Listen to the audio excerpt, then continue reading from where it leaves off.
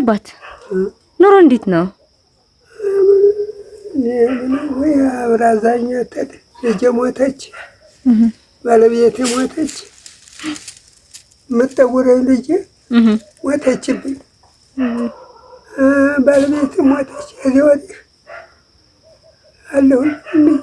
የአባባን ሁኔታ ላሳያችሁ። ይህ ነው ቤታቸው። በቃ እዚህ ነው ውስጥ ነው የሚኖሩት።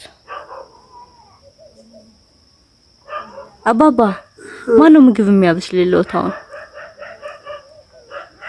አንዱ አምላክ ብቻ፣ እሱ ብቻ። ልጄ እንደዚህ እያደረኩኝ ስል እጄ ተሰበርኩኝ።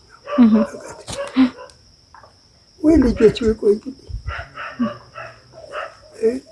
ይኸውልዎት አንድ እህት አጸደ ማርያም ትባላለች። አባቴ መርቁኝ ብላ 8000 ልካለውታለች።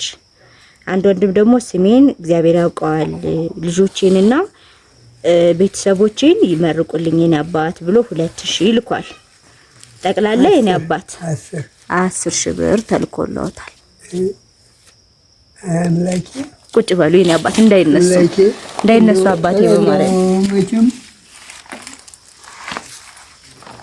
አምላክ የአምላክ ጉልበት መሬት እኮ ነው። ልጄ ማለት ነው።